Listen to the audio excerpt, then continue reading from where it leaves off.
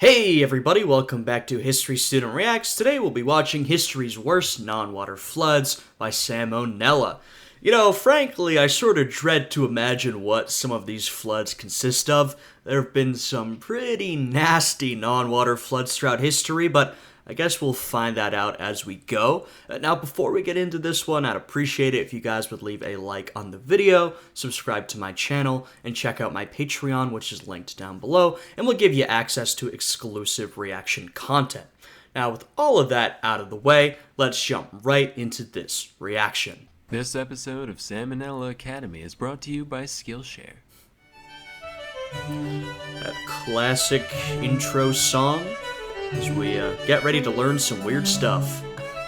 Hey kids, if you've been on Earth for any amount of time, you should know that this place is pretty wet and wild. With True. water just falling from the sky whenever it feels like it, it's no surprise that floods are among nature's most common means of wrecking humanity's hard work. However, not every flood has been made out of plain old H2O. Today, we're going to talk about some of the few non-water liquid disasters that mankind has endured. January 15th, And he says few, but there have actually been more than a few throughout history.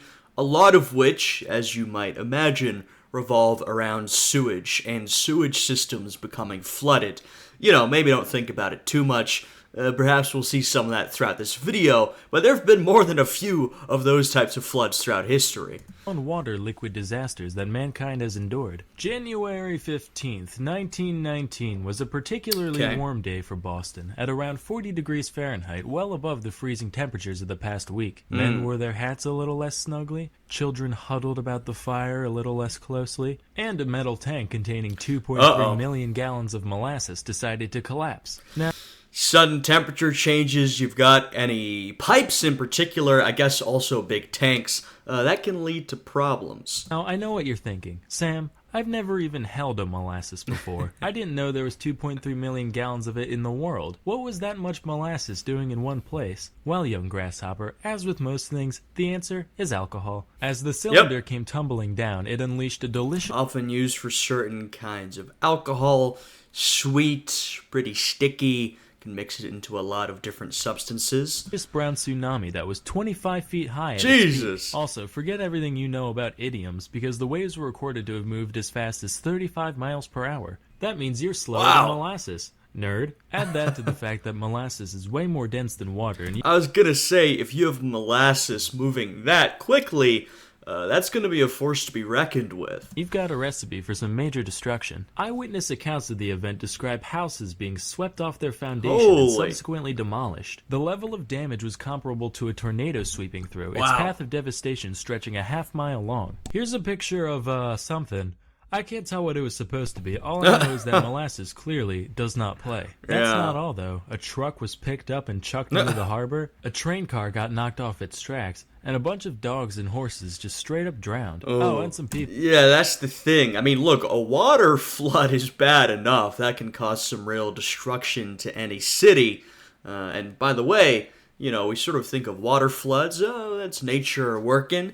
And then we have these non-water floods. These are man-made, but some floods of water can be man-made as well. Look at Johnstown, for example.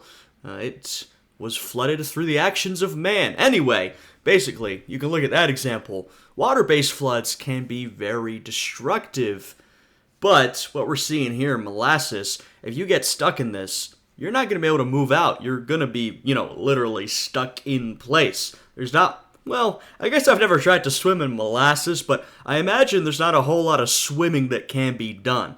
People too. Around 150 were injured and 21 were killed in the disaster. Talk about the sweet release of death, am I right? Haha. Jeez. A couple of reasons these numbers were so high were that A, once you're stuck in something that thick and sticky, you're kind of fucked unless three guys with a rope happen to show up. And B, the affected area was so large that three guys with a rope would have no way to get to you without getting trapped themselves. As a result, rescuers had to wait several days before the molasses either sufficiently drained out of an area or hardened up enough in the sun and the cold so that it could be walked on without sinking in. Right, I didn't even think of that. If it gets a little colder, the molasses is going to freeze, which would make it easier to traverse, but also might make you more stuck in there. I guess if it's frozen, you can maybe be pulled out a little easier.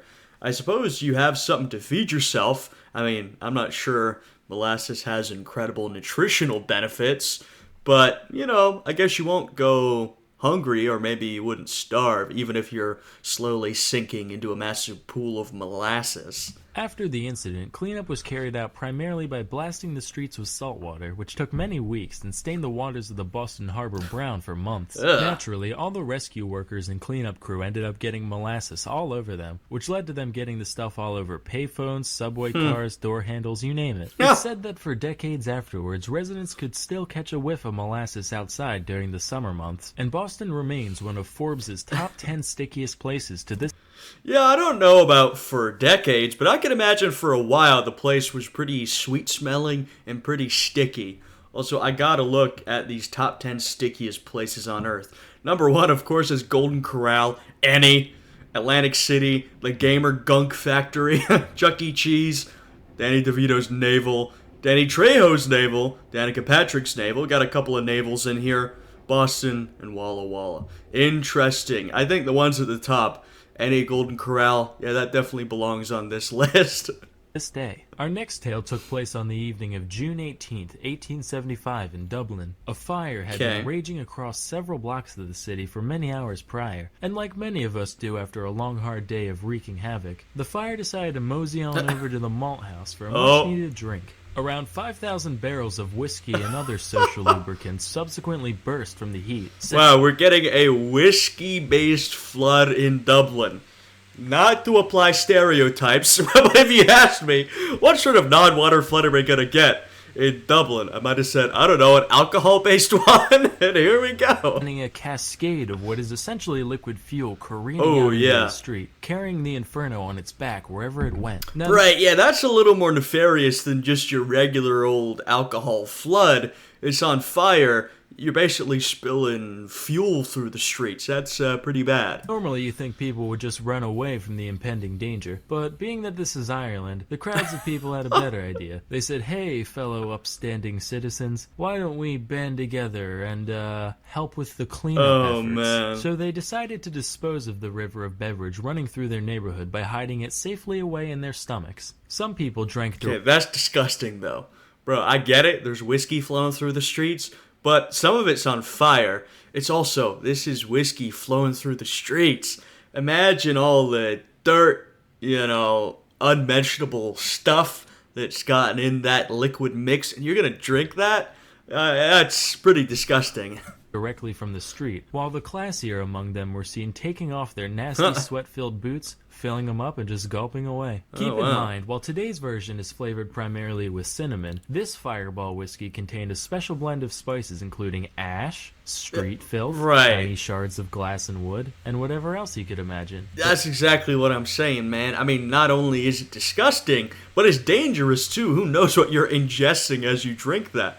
Also, I like the people doing a shoey, right? They still do that in Australia today, I believe. Taking off your shoe, putting some alcohol, drinking it. Here, it was done out of necessity. Though, there wasn't really a necessity to drink the whiskey flowing through the streets. But hey, free drinks are free drinks. I in guess. The end, 13 people perished as a result of this incident. Was it from the fire? Nope. Smoke inhalation? Oh, man. Mm-mm. Drowning? Still no. Unfortunately, though they did boot, and they did rally, they forgot to do both at once. As a result, all 13 deaths were actually from alcohol poisoning caused by chugging too much runaway liquor. So let this That's be not a too lesson, surprising. kids. Don't drink street booze. You have no idea where it's been. Just go to a dispensary instead. Moving along, here's another potation inundation, this time on the other aisle. 1814 London was a rapidly growing metropolis, and like all metropolises, it had its fair share of densely populated slums, one of which was St. Giles Rookery. And what better place is there to build a brewery than amongst the impoverished and thirsty? Unfortunately, said brewery apparently got cocky and decided to skimp out on their... Like we're getting another alcohol flood. We may still get one. I thought we were going to get more sewage-based floods, especially when we went over to London. London actually, in this era, sort of moving through the 1800s, was famous for how bad the sewage got before they had to modernize it. There's this sort of era of history in London labeled the Great Stink. It's because the city was growing and urbanizing so fast, right? One of, if not at times, the biggest city in the world, this new industrial city. and the sewage was not up to par. It was frankly disgusting. It stunk all the time. You could imagine some non-water floods happening until later in the 1800s. They had to actually, add in plumbing and infrastructure and proper sewage to fix up some of those problems. But I guess we're getting another alcohol-based flood. Still very appropriate for the British Isles. Iron rings that hold up the big beer thing's budget, leading to one of the vats completely collapsing and knocking over all the others with it. Nope. In total, around 323,000 imperial gallons, or 1.5 million liters All of right. beer were unleashed that day. The flood of ale pushed over the wall of the brewery with the same ease that Jared Kushner pushes old ladies down escalators, gushing out into the streets and totally demolishing multiple homes situated nearby. Good morning, America. Yeah, these homes, this is not the top tier of infrastructure, you know what I mean? A lot of these sort of slums and tenements, you can imagine it wouldn't take much to, essentially wash them away. I also like how in every depiction of the floods he personifies them, just shoving over walls and buildings. I'm reporter Pat Lauer, no relation, don't worry. We're here at the scene of the world's biggest party foul. Ma'am, how does this whole thing make you feel? Ha, don't worry, this isn't the first time alcohol has torn my household apart.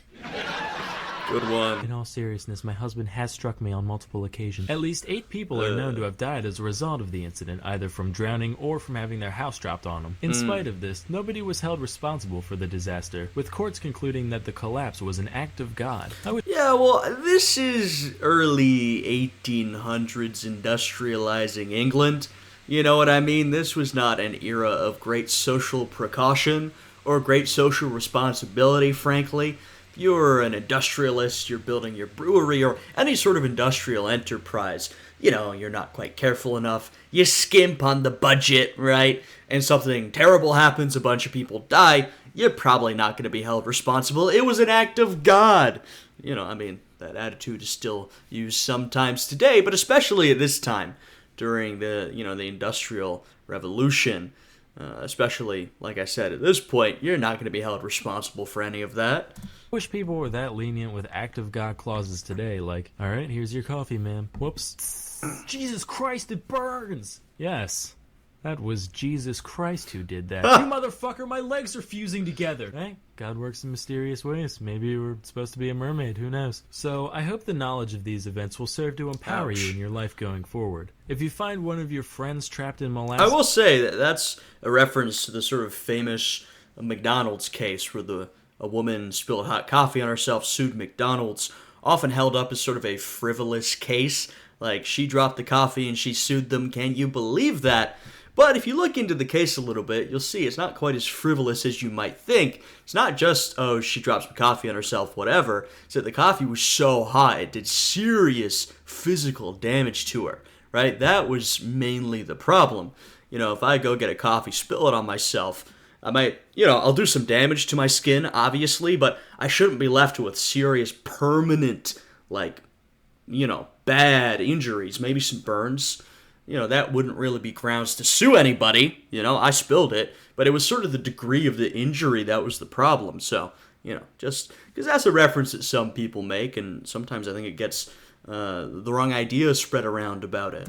So now you'll say, don't worry, I'll save you. In a couple days, if your street is ever flooded with hard liquor, you'll say, oh boy, time to start chugging. In moderation, of course. But why stop there when you can learn a lifetime of practical wisdom with Skillshare.com? Skillshare is an online learning. And I'll link to Sam's video down below. I always say I don't know if the sponsor links are still active. It's been a long time, but you can go and check them out if you so desire. I thought we'd be getting a lot more sewage floods, because like I said, there have been many of those throughout history. They're some of the more notable and disgusting examples of non-water floods. But we actually had molasses and then a couple alcohol floods, which in some ways still pretty disgusting if you're drinking, whiskey that's been flowing through the streets with everything it's picked up as it went, especially from Dublin or London at either of those times. Today, frankly, there's a lot of gross stuff that's going to end up in that alcohol, but still not nearly as bad, I think, as a sewage flood. Those are entirely nasty. But yeah, some interesting non-water floods. If you guys enjoyed this one, I'd appreciate it if you'd leave a like, subscribe, check out my Patreon, which is linked down below, all that good stuff. I hope all you guys are having a good day today, and I'll see you all again next time. Goodbye.